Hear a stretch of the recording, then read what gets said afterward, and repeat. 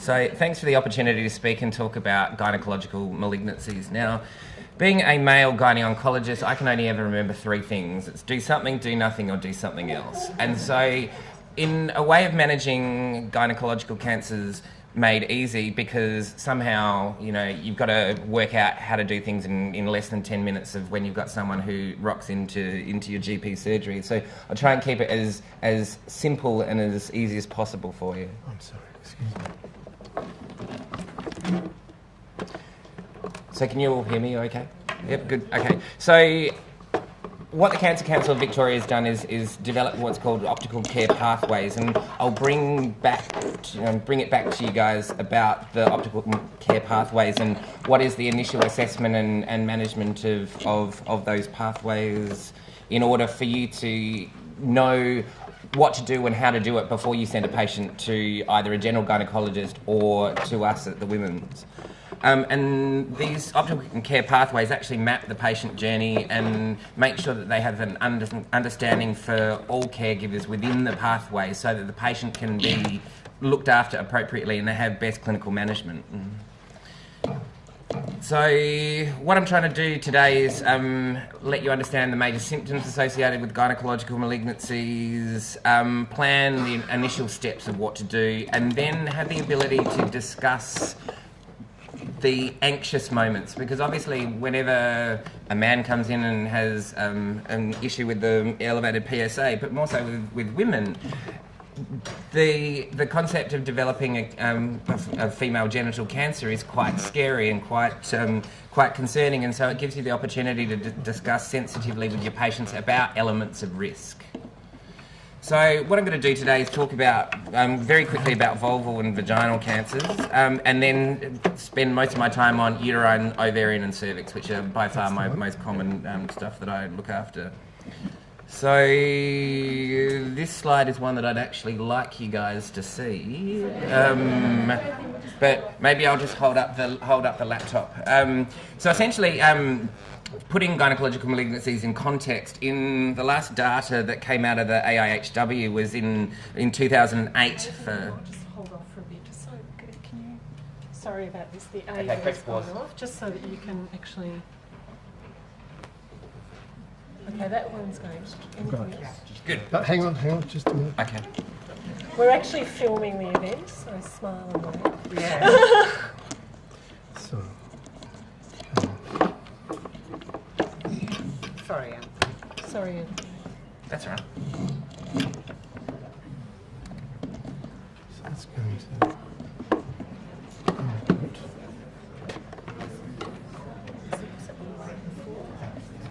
Well, we swapped laptops, you see. Okay. So that is now... Right. Okay. It's just the swapping of the laptops. That's Okay, yeah. So we'll go to laptop one. Yeah, David's one. Alrighty, that's right, that's fine, that's fine. So this is probably the most important slide at the beginning, to put gynecological malignancies in context. And so the last data that we had was in the AIHW in 2008, where it ranked uterine cancer as the 6th most common cancer, ovarian cancer the 10th most common, and cervix cancer the 13th most common. And as you go down, you can see the relative number of cases for all of those. And when you get down to vaginal cancers, they're actually really rare. 5-year survivals are progressively getting better, albeit the fact that ovarian has not really improved all that much, but certainly the outcomes for patients with uterine and cervix cancer are progressively getting better. And just a way of kind of contextualising the whole concept is somewhere in Australia, 12 women a day will get diagnosed with some sort of female genital malignancy, and of those, down the track after treatment, 4 will die. This has a massive psychosexual impact on them, and obviously also impacts on their families and their children as well. So AIHW's put the data in context.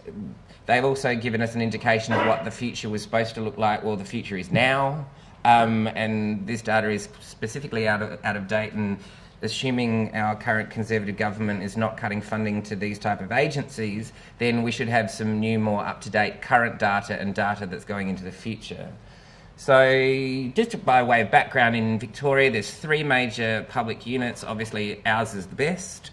Then there's also the gynae-onc groups at the Mercy and Monash as well, depending on your geographical location. So when you're talking about vulval and vaginal cancers, I'm not going to go into much detail on this because these are quite uncommon, but they generally present as ulcerative lesions that don't respond to topical treatments like steroids, antibiotics and antivirals. Anyone who has a persistent ulcerative lesion needs a biopsy. Bottom line. Very, very straightforward, simple. They're usually in elderly patients, they're usually in chronic smokers, and the usual type of cancer is squamous cell carcinoma. That's all you need to know. You don't need to know anything else. Half of which are a HPV-related pathway, half of which are a lichen sclerosis, chronic skin dermatitis type phenomena. The majority of vulval cancers are managed surgically with adjuvant treatment based on stage and radiation and chemoradiation for vaginal cancers. Well, that's all you need to know. This is a vulval cancer. If you see this needs a biopsy. Point blank. It's pretty basic. This person, or this picture of this person, clearly has a degree of lichen sclerosis, so you can see the whitish kind of silver wiry skin in and around the vaginal orifice, and can also be perianally as well. If you see this with a lesion like that, that person's got lichen sclerosis with a squamous cell carcinoma of the vulva until proven otherwise, and should be sent for a vulval biopsy.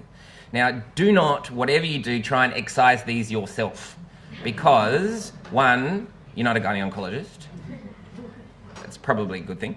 Second of all, the management of these is a simple punch biopsy first, assess for when they are or aren't a cancer, because this can just be precancerous changes, and then the actual margin around the excision of the lesion will be determined by whether this is cancer or not, which is what we should do.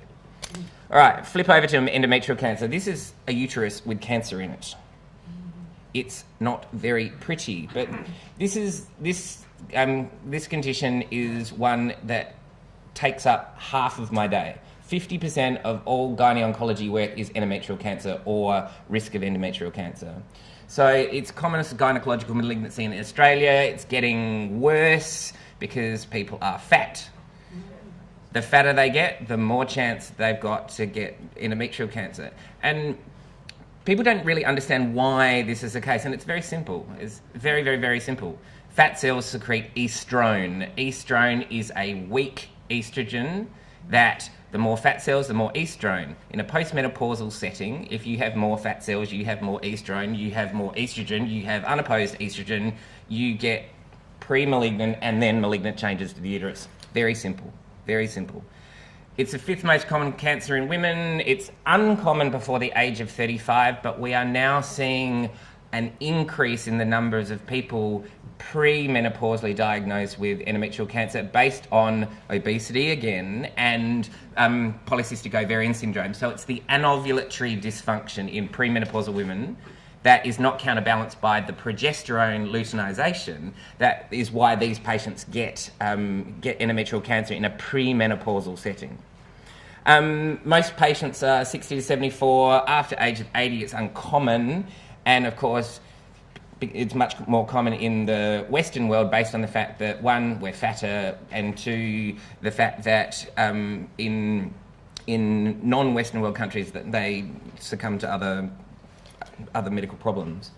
So when you contextualise endometrial cancer, there is 2 main types. One is the type 1, which is a standard obesity phenotype. You look at the patient, they sit there, like, for instance, what I was saying before with the picture in the corner, that is your phenotype of endometrial cancer. They spill out over the sides of the chair, and they've got the syndrome X, diabetes, heart disease, elevated cholesterol, bad knees, bad hips, bad ankles, etc. The other type of endometrial cancers that we deal with are the rarer forms. So if you get someone who comes in with an episode of postmenopausal bleeding who's rake thin, beware. If they are rake thin with endometrial cancer, they've got a bad cancer. The reason behind that is the type 2 type cancers are much more aggressive present later, have metastatic spread, and the outcomes are poorer. Whereas the endometrioid adenocarcinomas, the phenotype of the fat person, is low grade, low stage, early presentation, and is generally curable. When you're talking about endometrioid adenocarcinomas, so the type 1s, they go through that classical pathway of simple hyperplasia, complex hyperplasia with atypia, and then cancer. That's the standard change in histology in order to develop endometrioid adenocarcinoma. You can treat those patients with progestogens. So my favourite thing in the world is to put Mirena IUDs in. I should have bought shares in the company because I probably put in about 30 a week to deal with these types of problems. Similarly, the management for patients with endometrial hyperplasia in a premenopausal setting, so the PCOS patients who've got endometrial hyperplasia, is to pop in a Mirena, as opposed to putting them on high-dose Provera and them getting even bigger, because one of the side effects of Provera, as we all know, is weight gain. I've put down the bottom about sarcoma. Sarcoma is very rare. You might see 1 or 2 in your career in regards to uterine sarcomas. They're not common at all. So we all love histology because we all love to be amateur anatomical pathologists. Not. One of my old bosses said when we had to learn histology, it's like, if you need to work out what the deal is with the histopathology, just look at the ratio of pinkly to purply dots. If there's more purple and more blue, then it's worse, and if it's black, it's really bad. So if you look at this, if you look at the endometrium here, this is what it looks like normally. So you've got scattered glands and a little bit of intervening stroma and, you know, a few neutrophils floating around there. As you get towards the hyperplasias, the glands all kind of crowd and get closer, much closer together. Intervening tissue is much less, and then you get back to back glands. And so when you end up with something like this, you look at it and go, okay, well, that's cancer. So brief histology picture, and that's enough of that because I find histology boring. Anyway, what are the risk factors? And I make light of obesity specifically, and we all poke fun at obesity, but almost every cancer that you can name is associated with obesity. And, you know, it's the elephant in the room that, you know, that we just don't talk about. We tell everyone to stop smoking. We tell everyone to, change their diet for elevated cholesterol or whatever. But when someone is overweight or obese, we don't actually tell them that they need to lose weight and give them a mechanism to actually physically achieve that. Now, I think it was data that came out in about the last 2 or 3 months that, you know, 2/3 of Australian population are overweight or obese. And, you know, I stand here with this, you know, skinny looking man, but my BMI is actually 23.5, and so I'm only just in the normal weight range compared to if you use BMI as a generalized cutoff. But, you know, most people would look at me and go, oh God, this guy's skinny. What we don't do is we don't deal with the fact that these patients who come in through general practice and even through our gynaecology clinics are overweight and obese, and the outcomes for these patients are directly determined from a surgical perspective, from a recurrence-free survival perspective, and a whole of life perspective based on their BMI, and so we need to deal with that. Other obviously risk factors associated with endometrial cancer are if you have an early onset of your menstruation and a late menopause, if you're taking unopposed estrogens. If you're on tamoxifen for breast cancer, you increase your risk of endometrial cancers, obviously, and then it gets rarer and rarer and rarer. And there's association with Lynch syndrome, so hereditary non-polyposis colon cancer. The thing, and the reason why, and so I will kind of head towards the type 1 type cancers because they're obviously the most prevalent in management. But the presentation of these women is fairly basic. They come into you, they're postmenopausal, and they bleed. Any person that has any degree of bleeding in a postmenopausal setting is abnormal until proven otherwise. 10% of all patients who have postmenopausal bleeding will have a female genital malignancy. 10%. So you don't go, we'll keep an eye on it for a while and see if it goes away. If there is any vaginal bleeding, then you need to assess that patient. Now, the majority of patients will have genital atrophy, and over 40% of all postmenopausal bleeding is due to genital atrophy, which is fine. What you do, you pop in a speculum, you have a look. You look and hopefully you don't miss the whacking great cervix cancer that's causing the vaginal bleeding. You assess clinically, and then you do your relevant extra tests as necessary.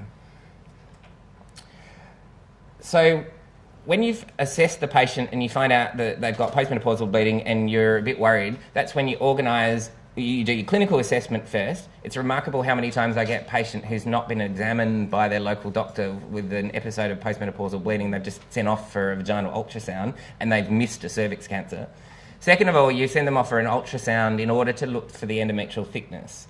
And then you send them to me or a general gynaecologist, and they have an assessment of their endometrium in order to work out what's going on. And that's either done by Pipelle endometrial biopsy or a hysteroscopy. Hysteroscopy can be done as an outpatient under local and or sedation, or it can be done under general anaesthetic. For postmenopausal bleeding, we use a cutoff of 5 millimetres or greater. So if you get an oldish woman postmenopausal who has an endometrial thickness of 2 millimetres, an episode of postmenopausal bleeding, you can be rightly reassured that that is relatively normal, and the likelihood of her having cancer is low. Not zero, but low. And what I would suggest in that type of setting is you can observe those patients for a bit longer. If they have persistent vaginal bleeding, irrespective of their endometrial thickness, they will need assessment.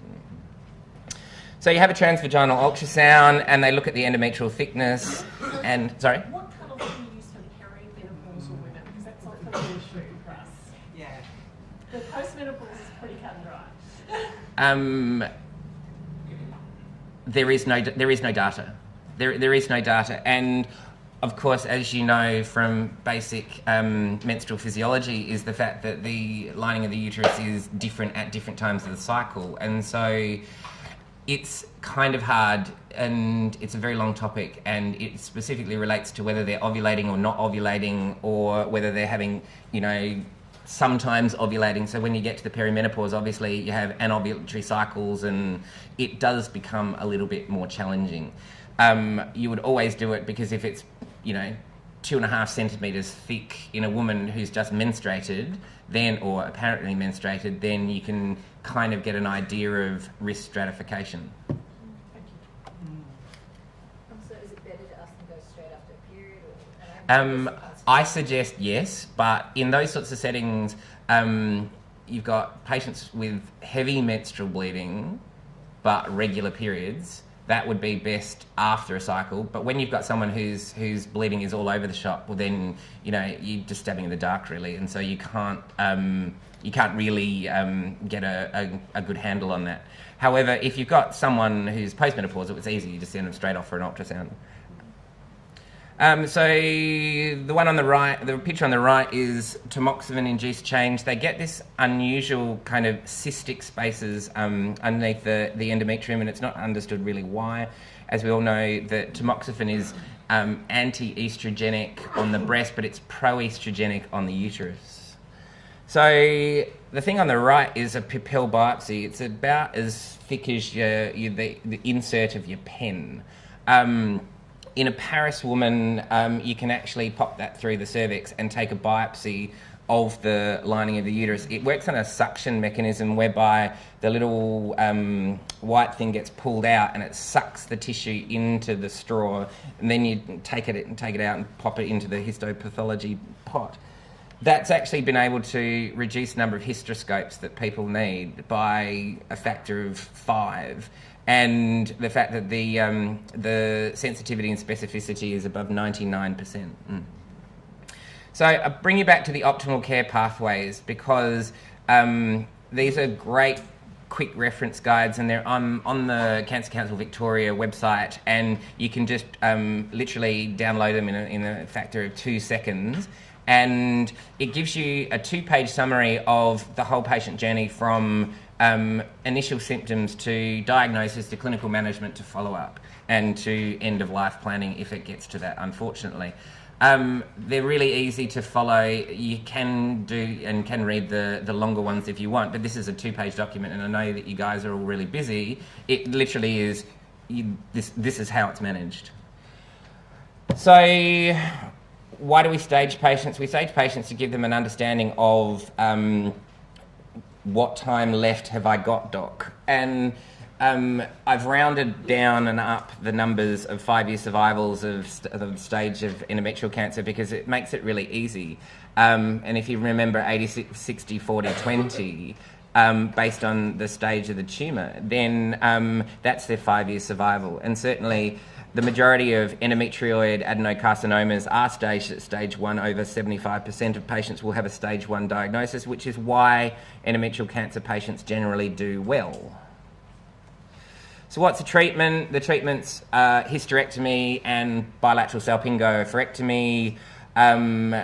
You can either do it laparoscopically or open, or I haven't actually put robotics on there because unlike the urologist who hogged the robot at the moment, and I'm not being disrespectful to our urological colleagues, they're the only ones that have proven that robotics is any better. Now, the data for robotic surgery in gynaecology has not shown that doing a robot as opposed to a laparoscopic hysterectomy has actually shown to be a proven advantage.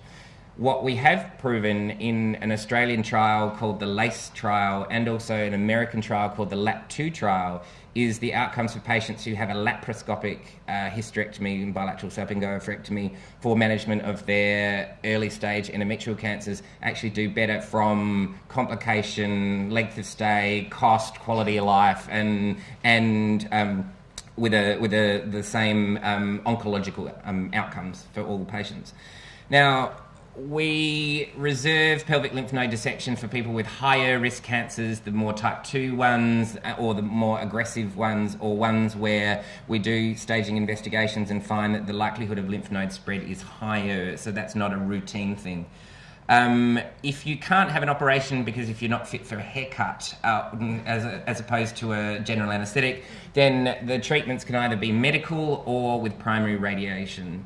Similarly, for patients who've got PCOS and want to retain fertility, there's now evidence to suggest the use, because of, as I described, the spectrum of pathology going from simple, complex atypical hyperplasia cancer, because we now know that that's the pathological way that the development of endometrial cancer happens. If we treat with progestogens, which is the luteinization of anovulatory females, we can drive the process back to normal. And so what was originally considered if you got endometrial cancer, you'd have a hysterectomy regardless of your age and stage and future fertility desirability. Now we can actually turn around and go, well, you're only 35, we'll put Mirena in or give you Provera in order to push the histology back to normal, and then when it gets back to normal and it improves, then you can go and see a fertility specialist, get pregnant, and then get back on progestogen therapy.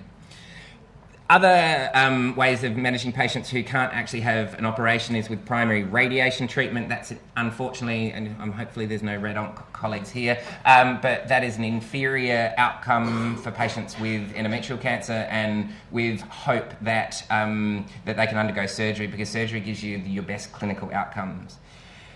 We use radiation treatment in endometrial cancer as adjuvant treatment, and so for patients who have high-risk features, then they get adjuvant radiation therapy after their hysterectomy. And for patients who have an endometrial cancer managed by laparoscopic surgery, then obviously their clinical outcomes and recovery are much quicker, and so they can get into radiation treatment if they need it more quickly. And so that's done by external beam radiation and also brachytherapy. For those that have advanced cancers, or they're inoperable for whatever reason, or they're not fit, then there's a whole range of different options for clinical management. So I'm flipping over to ovarian cancer. It's the second most common gynae cancer in Australia. The lifetime incidence is about 1 in 80, or slightly less than 1%. But the incidence is rising because everyone's getting older, because everyone's being cured or prevented from getting other cancers, and so this is the one that we can't do anything about. Well, we can, but we just haven't found the magic bullet yet. So the peak incidence of diagnosis is around about 70 to 74, but anywhere between 50 to 70. The majority, for patients who are diagnosed with ovarian cancer, which is predominantly a high-grade serous epithelial ovarian cancer, around about a quarter of them, 1/5 to 1/4 will have a BRCA mutation, which is why patients under the age of 70 will have the ability to go to a familial cancer centre for assessment by a clinical geneticist. So, more boring pathology again, but it kind of, the read around of this slide is the fact that ovarian cancers are not all the same. And whilst we say that ovarian cancers are ovarian cancers encompasses tubal cancer, primary peritoneal cancer, and also ovarian cancer itself. And within ovarian cancer, you can break it up into epithelial components, germ cell components, sex cord stromal components, and other. So predominantly I'll focus on the epithelial ovarian cancers because they're the most common, whereas germ cell and sex cord stromal tumours are much rarer and are associated with a better prognosis in younger people. It's kind of beyond what I've got time for. But when you look at surface epithelial cancers, there's usually no pre-malignant stage, and the usual spread of epithelial ovarian cancers is peritoneal. So more on pathology, there's this group of cancers called borderline ovarian tumours, which are not truly malignant, but they're not normal. They are managed in the same way as epithelial ovarian cancers, and they have a much better prognosis and less likely to recur and cause patients to have require chemotherapy and have a much better prognosis. In regards to the epithelial components, by far the most common is the serous. Mucinous epithelial ovarian cancers are pretty rare. That's what they kind of look like. The one at the top left is a dermoid. I took a dermoid out of a patient the other day, and it had some liver cells, and I asked her what her alcohol intake was, and she said that she had 6 beers a night. I said, well, it was probably good because your ovarian mass was dealing with your alcohol. Other dermoids are really interesting actually because they've got the pluripotential cells, and so you can get brain, lung, liver. The other one I had a couple of years ago, it had almost a fully formed jawbone. Yeah, it's really uncommon. And you can see the bottom one, bottom left, has actually got teeth in it. Not all masses in the ovary are malignant, and if you turn around to your colleagues and say, oh, well, this patient's got a 22 centimetre ovarian mass, oh, it must be a cancer, you'll be wrong most of the time. The majority of patients who present with a massive mass are actually benign. And so this is a benign tumour that we took out a couple of weeks ago, and that had 7.5 litres of fluid in it. This, on the other hand, is malignant, and you can understand the difference between that smooth contour, a few blood vessels, looks very bland and indolent. That looks wild and crazy. Irregular, knobbly appearance to it, and has peritoneal spread. Risk factors, roughly the same risk factors associated with endometrial cancer, and things that decrease the risk are those on the right-hand side.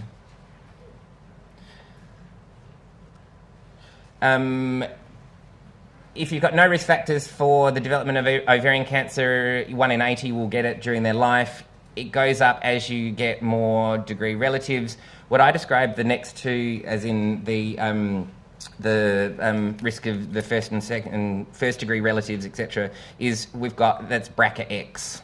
So it's a genetic abnormality which is uncharacterised at this present point in time, which 5, 10, 15, 20 years' time will have, BRCA3 and BRCA4 and ovarian cancer gene 20, etc., to actually have a better characterisation of how family history fits in. So just because they don't have a BRCA mutation, if they've got a very high family history of ovarian cancer, then their risk does actually increase. And not to forget, in regards to Lynch syndrome, HNPCC, the fact that there is also not only an association with endometrial cancer, but also with ovarian cancer as well. So we all know how they present. They have a whole load of constitutional, weird, wonderful symptoms, and part of the reason why we don't diagnose people until it's too late is they turn up with a whole load of nondescript symptoms which you can easily turn around and say, it's probably irritable bowel syndrome, it's probably just a stomach bug, it's probably nothing important, come back if symptoms persist. Now, does that mean that we need to do an ultrasound or a CT scan on every single person? Well, no, you've got to have a clinical suspicion. The problem that we have is with ovarian cancer, and why ovarian cancer has never been shown to be effective in a screening program, is the fact that it goes from 0 to nasty in a very short space of time. Nausea, weight loss, abdominal pain, constipation, change in bowel habit, etc. Are all the hallmark features. So what do? You do a history and examination. You need to examine the patient. Again, I hark on that. When you go through medical school, if you don't examine a patient, you fail the exam. It's the same in real life. If you examine the patient and feel an ovarian mass, then it'll give you an idea that they might have a borderline tumour or a malignancy. It tailors then your adjuvant investigations. So you do a pelvic ultrasound, you do routine blood tests. CA125 obviously is a biomarker associated with epithelial ovarian tumours. Beware of CA125s, they can be elevated in a number of things. And so anything that irritates the peritoneum, then CA125 will become elevated by it. Obviously, you do staging investigations to assess the degree of spread, so a CT or an MRI, and then you get a biopsy of the tissue in order to confirm the diagnosis. Because intraperitoneal malignancies can be colorectal, upper GI, pancreatic or gastrointestinal or ovarian. It doesn't mean that if someone's got ovarian masses and an abnormal omentum, that it's definitely a female genital malignancy. Then we operate and then we treat them. And I think I just said that. So beware of CA125, because up in the majority of advanced epithelial ovarian cancers, and about half of early stage disease is not elevated. It's also elevated in a lot of benign conditions as well. Cancer Council, clinical pathway, same deal. If you need to work out or you want a quick reference, then that's what you need to do. Other tumour markers, you can do other tumour markers, and it's important to think about these other tumour markers as well. There's a new blood test on there that has been proven in this country by me, that it's actually quite good in premenopausal women, is a HE4 test. It's a non-rebatable test. It's about $40. It further characterises the risk of malignancy you can use it in postmenopausal women, but it's better in premenopausal women because the CA125 is nondescriptly elevated in a lot of benign gynaecological conditions. That's what it looks like on a CT scan. That's a malignant ovary. The 5-year survival, if it's confined to early stage, then the survival's good, but the majority of patients end up with a stage 3 or a stage 4, and so that's why our 5-year survival is pretty poor. That's what it looks like when you open the abdomen and you try and take as much of that out as possible. It's a peritoneal spreading disease that is quite challenging at best of times to get as much of the tumour out as possible. This is the operation where we do it with a laparotomy. You need to remove as much tumour as you possibly can, which can be kind of a little bit stuck.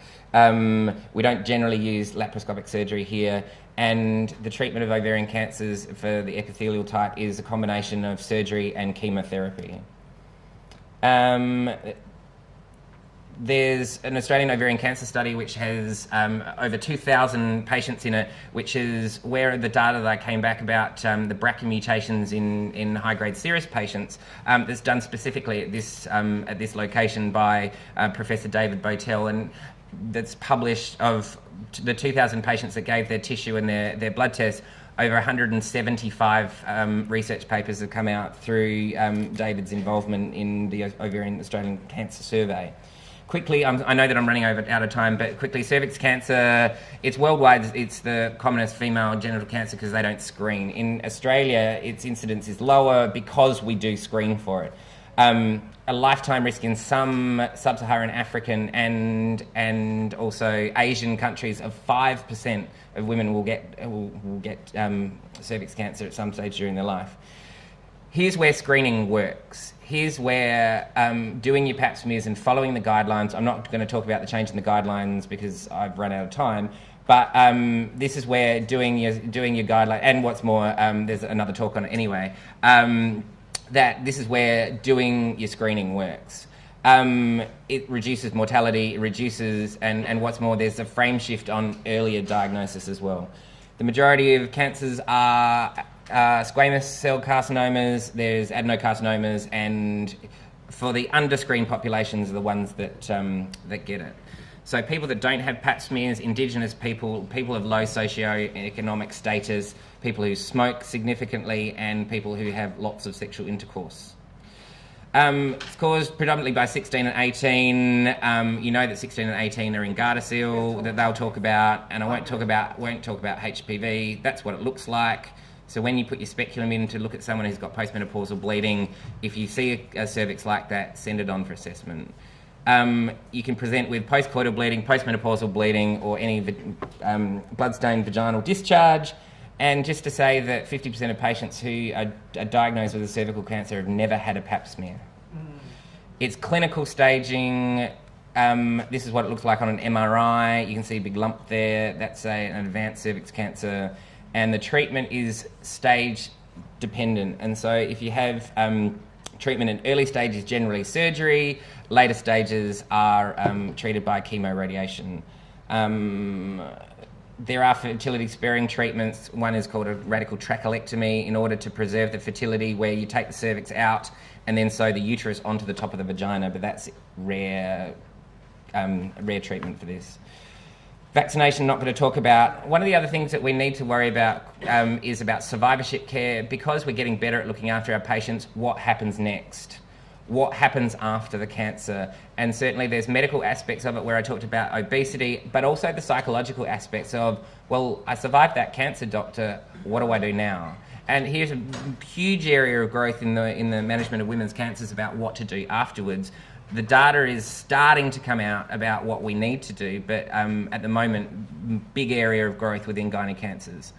All right, so you've seen all of these things. I've talked about cervix very quickly, uterus, ovary, and given you an understanding of etiology and epidemiology of these cancers, and I hope you learnt something. And that's our team at the Women's. And if you need to fax referrals, then that's the number. Urgent referrals, you can either ring me or my fellow. And if you've got patients who want to be seen privately, there's aspects of private care at Francis Perry in the Women's Hospital. Thanks. Thank you.